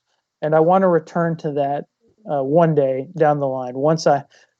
My current plan is 6 Berenguer books, 6 Warden books, 3 High Queen novels, 3, I don't know what the name of the series will be, but it's about this mage that takes place even before the High Queen, and then a 7th Sorcerer series. So 4 fantasy series total. And hopefully it stays there and I don't get trapped writing them forever. But if I'm still alive by the time I finish those, then I want to go back and dip my toe in horror again. And I have some superhero novels I've written too. Yeah, because I was aware of the one. I think it may not be your most recent. You write so much, but that's been published, which was it's called Drone, which is a superhero movie. I was reading little bits about kind of reviews and some of the thoughts about that. How would you describe it to someone who is, they're aware now that you have a prolific world in fantasy, you've built that all out, but as you're tipping your hand into what is I won't say saturated, because everyone has their stories to tell in all the genres, but is a currently popular view of things, looking at superhero movies and shows and stories, because we have the traditional comics, we have all the different movies that have been present, we have new series coming out, things that are both lighthearted and kind of open, like the Marvel series, to what we now have with the more gritty and dark with like The Boys and stuff like that. Where do you feel like you're reaching into the comic or hero kind of style of writing? Well, Drone is a love letter to all comics, all superhero, whether it's film or comic books. I grew up, comic books were my friends when I was young. Books were my friends. I loved to read. I still do. And Drone I have a huge interest in current events in the news. And drone warfare, the ethical, moral, legal implications of being able to press a button on one end of the world and assassinate someone on the other end of the world is very interesting to me. And so I blended the two concepts. The idea is there's a superhero, and he's this heroic figure, godlike power. He's just a Superman analog, and the government gets their hands on him. They lobotomize him, and with the use of technology, turn him into a drone that can be piloted remotely. Wow. That's a cool idea. My main character in the books, my main character in the book hates superheroes, and he is a drone pilot. They bring him in, outfit him with the neural interface, and he pilots the superhero's body on behalf of the government. Well, you come to find out as the book goes on, minor spoilers, that not all aspects of the superhero's consciousness have been extinguished. Some of them remain. And so these two characters that initially start out as enemies grow to become friends, and together they unravel this conspiracy with the government stockpiling supervillains to also control. And they go on this great adventure, and it's a really interesting story. I can't say any more without spoiling. I'm about a half into the book now, but it's a lot of fun. Nice. It's a really cool concept. I love it. Yeah, I'll definitely be reading that one too. Very cool. Yeah, no, because and I'll have to talk to you more just after we finish the airing. After we finish the show today. But so speaking of like the comic stuff, that's wonderful to hear, especially about a kind of a speaking to all comic stories coming up, because I too grew up reading everything, and some of my favorite authors have come from comics and things like that. You know, Neil Gaiman and stuff like that. That I'm just like, yes, thank you for everything you did with Sandman and stuff like that, and back with Neil and things like that that turned into big writing projects and stuff. In a way, I'm kind of curious with all of your writing. I didn't want to jump the gun on talking about other books, but do you envision teasing out other media? Because you've talked about the shows a few times and how the Berenguer series you can see really coming to the screen in some form or another. But do you see also, having talked about playing the Lord of the Rings game online and such, other areas that you could see your work translating to? Oh, I think I mentioned that I think Berenguer would make a great television series. I think it would be a great video game as well. I think Drone would make a great feature film, a great movie. That's true. Bride, which is my take on the Bride of Frankenstein. I know Universal for a few years, I don't believe they are anymore. They were going to do a dark universe take on Bride of Frankenstein, but I thought my book would be perfect for that. I don't have too many connections. I have a buddy who's a screenwriter in Hollywood, but I would love to see more, to do more with these books. I had written some query letters to some comic book publishers a few weeks ago. Actually, I haven't heard back from anyone saying fantasy is big now. They did a Game of Thrones comic book series. They've done, I think they brought Conan back at Marvel. I think the Warden books, because of the visual aspect of the characters and the stories, would make a great series of graphic novels, or you could do a limited miniseries for each book because they stand alone, and then they tell that larger story as well.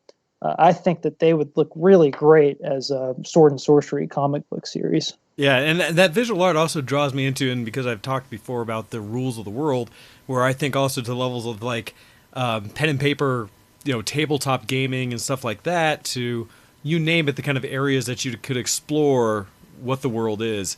And so I could absolutely see it. I mean, already, and I'm from a gaming perspective, I love things like mods and stuff like that. So I can see taking a fantasy engine that allows it, something like Skyrim engine or something, and putting in characters from your books and things like that. Because how cool would it be to be able to play as the Bear Warden going into Skyrim as like this tankish, brutish character? That'd be so much fun, right? And that'd be great. Like that. So I'd love it if it had the RPG elements, so you could have the conversational parts as well. Because I think that's a key part of Berenguer is how he interacts with people, right? So you could have people who, if you went a character, I don't know, say you went one of the mages or a royalty or something. If you talk to somebody, you may have a charisma buff or something, and you can get different dialogue options. Whereas Berenguer can pretty much only say something brutish and offensive. Yeah, talk, smash your face in. Yes, it goes to like talk option 1 of intimidate. It's like intimidate, talk option 2, intimidate less, and option 3, just, physical violence. Yeah, in each situation. Yeah.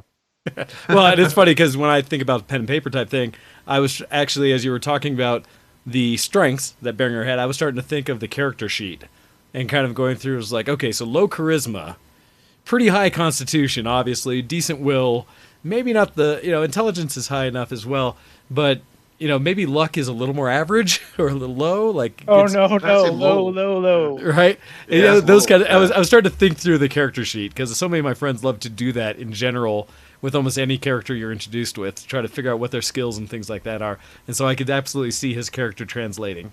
I think that'd be fun. So, in a more general question, I think we kind of mentioned before about what would you rewrite, but instead, How do you think your writing skills have developed as an author over the years? So, for example, from school till your first published book, and then from your first published book till now, how do you personally feel about your own writing skills? Writing is a lot like a muscle. The more you do it, the better you get at it, the more natural it becomes to you, the stronger your skills. The first 3 books I wrote will never be published. They'll never see the light of day. Keeper of the Crows, my first published book, was my 4th finished completed manuscript. And with each book, I learned new skills, not just about writing, but also storytelling as well. Mm-hmm. And with each book I write, I can tell I improve, even now. Also, if you want to be a good writer, you need to read a lot as well. Before I went into Berenguer, I had been on a fantasy kick. So that's where the idea came from, to combine the mystery and fantasy elements, because I'd already dipped my toe back into fantasy after a dry spell in medical school of not being able to read as much as I would have liked. And so as you're talking about that, I think one of the other general questions that Ken had up here was, we talked about some of your influence, stuff like that. Who are some of your favorite authors and other ones? Because you're talking about not being enough time to read, but when you do, who are some of your go-tos? Well, my favorite books, Bone by Jeff Smith. It's this giant graphic novel that I discovered when I was younger, and then it has a place of honor in my shelf, and I mentioned in my bio. I just love those characters in that story. Bone is wonderful. Yeah. You do. Pierce Brown's Red Rising series, as far as more recent books, it's a first-person point of view, present tense, which you don't see done a lot. And actually, I wrote a Berenguer short story like that. But the technique really drops you into the mindset of the characters, and it's as if the action is unfolding with you. It's a very unique way to tell a story. So the Red Rising books are among my favorites. This might be a out there pick, but I really love the novelization of the 3rd Star Wars prequel, Revenge of the Sith, by Matthew Stover. Stover is trained. He was trained, I think, in combat, some form of combat, and he takes that and applies it to the lightsaber duels in the book. And it really makes it seem like there are these different forms of lightsaber combat. And he takes these fight scenes, and it really is a dynamic way to unfold. And I love that book. It's a really great book. Nice. I love most of the writing in the Star Wars series one. So yeah, it really does speak well. And so no, that's great to hear. Speaking of books that you've read as well, I was just looking at your Goodreads list. You've got 64 books in there. So if I and I notice you've rated some of them. So if I went through there and chose some of your 5 stars, would you say that's the kind of what you would recommend to people? Yes. Yeah. Okay. Because I'm always constantly looking for new books to read. I'm taking part in the Goodreads 24 books a year challenge, and I'm on 21 at the moment, I think. So I think I need 3 more for the year. So your recommendations are very much welcome. So in terms of authoring you've done in the past, have you? I haven't checked, but have you co-authored with anybody in the past? And if not, would you in the future? That is such a great question. One of my early projects was a collaboration with 2 friends, and that turned into a nightmare because it sounds one horrible. friend had the main idea, and then the other friend and I decided that we would co-write the book, his story, and take turns every 5 chapters. And I wrote the first 5 chapters, and then we were waiting, and my first friend with the idea said, Kyle, I really like your first 5 chapters. Why don't you just write some more? And then things were decided by a 3-way partnership, and somehow I became the swing vote, and different friends would say different things to get me to go along with them. And it just became a really toxic friend-ending thing. Oh, no. And I learned a valuable lesson from that about collaborative writing. I work best in a collaborative setting, giving people advice, helping edit. I love working with and mentoring new writers. I have people all the time that come up to me, whether it's at book signings or conventions, and they say, I'm interested in writing. What do I do? And whether it's someone who has a manuscript and they need help getting it published, or finding editors or finding cover art, or someone who's just thinking about getting pen to paper. Love interacting with new writers. It's one of my favorite things to do, actually. If we ever sat down in a bar one day, I'd love to take notes and maybe see what we could learn from each other. I've only ever published scientific papers, so it's a completely different style of writing. I mean, I remember when I first started writing, I got told I was too flowery because I would use descriptive words. I would say, I would give feeling to things, and they're like, don't do that. Like, nobody wants to know what your opinion is on these things. Just describe the facts. And I think I don't know if that's been the creative part that been torn out of me or not, but it's a completely different. While it's so similar, there's a completely different skill set there. So I would love to compare notes and see what the difference is there when you're writing, how you think about your descriptive words and which synonyms to use and such. I think that's fascinating. It's funny you say that because I also do the medical writing, and that has a whole spectrum of, on the journalism side, it's the more creative, but then there's the more technical regulatory writing. And that is just like you said, someone like me has to tamper down the creativity. Okay, objective, methods, results, conclusion. So yeah, I definitely know where you're coming from there, Ken. So and similarly in the creative mindset, how do you come up with the titles to your books? Do you do the title first and then the story, or do you find the title comes from the story? The titles are the hardest part of what I do. The single hardest part. Editing, writing, lining up cover art, organizing things, keeping to my schedule. It doesn't matter. Coming up with a title is like holding a gun to my head sometimes. It is so hard to come up with the right title, and it's such an important aspect, right? If you if you're considering buying a book, what are the first steps that you take? Is that you see the cover of the book. So is it an appealing cover? Well, then what's the title? Is it something catchy? And if it is, then you turn it around and look at the back. Is the description nice? Okay, I might buy this. Yep. I mean, customers are very selective because there's so much out there, especially in the writing world. And so I agonize. I mean, it's such an important decision. And once you publish a book, the title is locked in. You can't change it. I can update my manuscripts. I can't change my titles because it's associated with my ISBN number. That's very true. I imagine there's a science there as to what people prefer and what might be, a good title this year, but it might not be a good one next year. I mean, some books that you think of that are the classics have the strangest of titles. Fahrenheit 451. Like that makes sense inside the context of the novel, but if you that doesn't give a single context what the book's about. But for some reason, that's a bestseller. So in some ways, the title doesn't matter because in the end, the content of the book will overpower what the title is. But you're right that to get to that stage, the title needs to grab enough people to be read, right? It is a self-calling problem. And you mentioned you said you like to visit different places, and you also like to go for long walks in the forest and the greenery outside to come up with inspiration. But for actual research, how do you research your books? So if you're thinking of maybe fighting styles or lore of the land or fairy tales, how do you do your research for your books? Well, the internet is a writer's best friend. Editors too. My editors are very knowledgeable. One of my editors actually is a writer herself, and I wrote the Bride book I was telling you about. I remember I referenced a bird in the book, and she says, no, this area, this bird is not found. That's the level of detail and research she does just to make sure I don't mess up. But then also I like to find ways to actively. So, for example, horses in the story. My dad rides horses, so I can go and ask him. We're in the Western.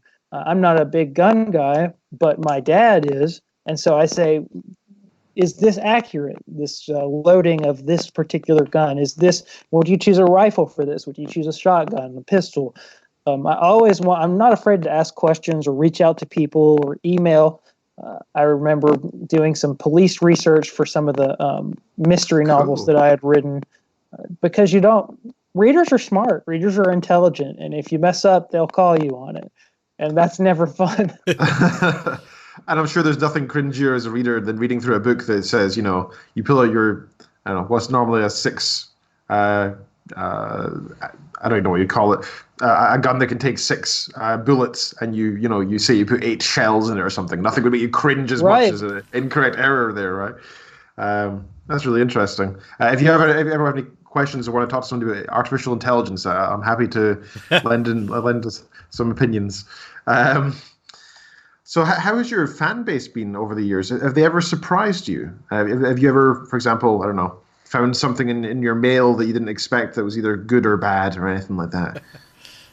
I had a certificate of accommodation from the Kentucky State Legislature that I had no idea was coming. It was just for being a writer and a notable person in the state of Kentucky. That was in my mail. That's an honor. From my local state senator, Max Wise. And I remember being, oh my goodness, I had no idea this was coming. What a wonderful gift and honor this is. That's just one example, but I could tell you countless examples of either letters I've received in the mail, emails, people going out of their way to visit me at book signings or conventions that they know I'll be at. I have, as I mentioned earlier, I think I have the best readers in the world, the best fans in the world, and I would not want it any other way. It makes what I do so much, infinitely more enjoyable. I told you I would write these stories down even if no one read them because they're stuck in my head and I have to get them out. But putting them out there and getting that validation and affirmation is a feeling like no other. I think that's a sign of true passion.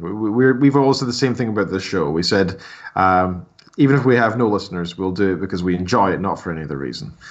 So I absolutely understand that. So we've only got a couple of questions left, which is great because we're getting towards the end of the show anyway. So I think we've timed this quite nicely.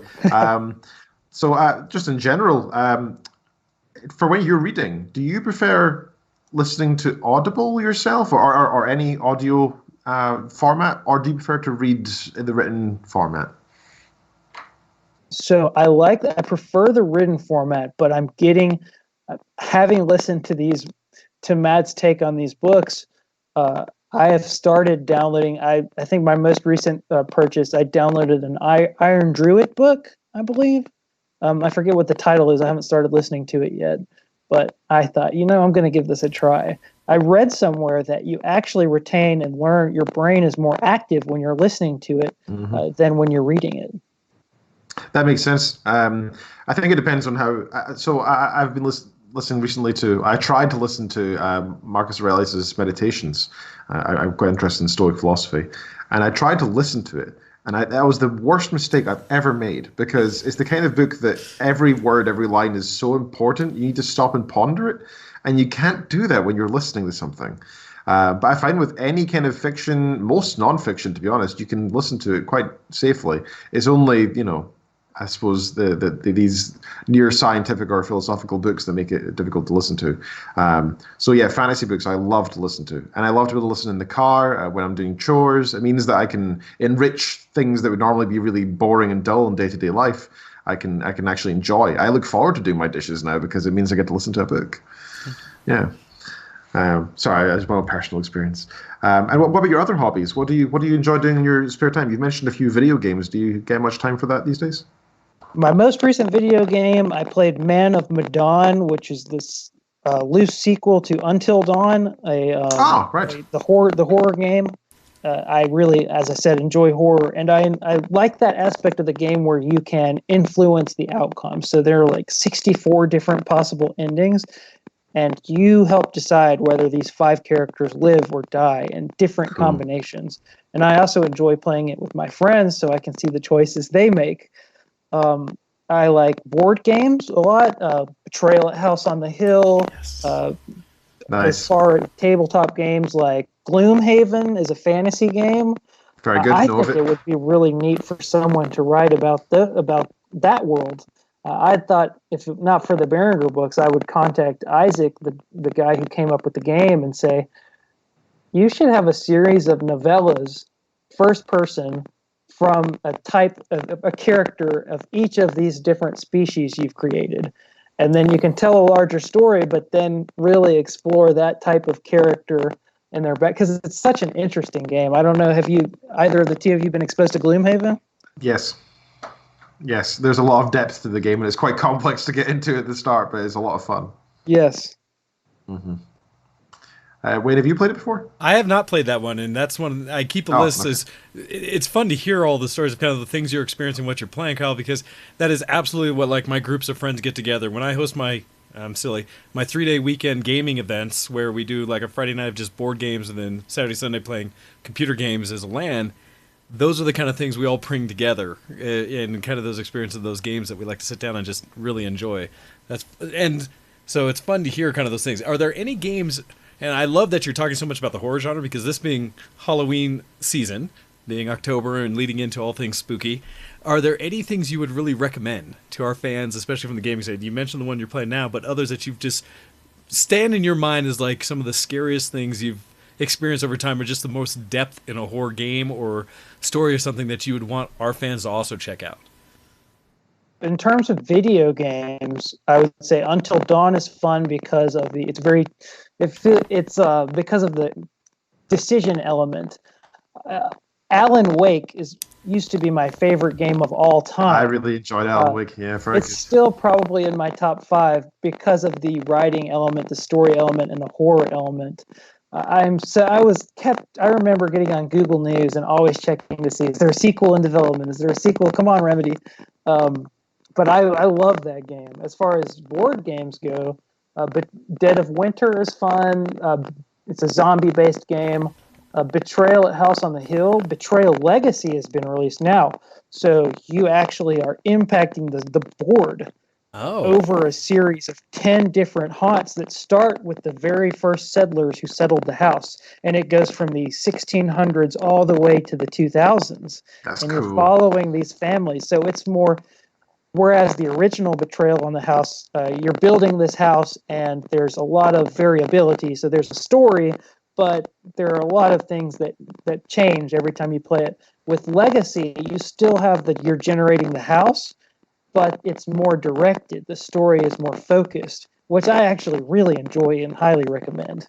Nice. Yeah, as I say, I have a whole group of friends who love the Betrayal games, and so hearing that excites me to go check it out and have to bring it into what we play.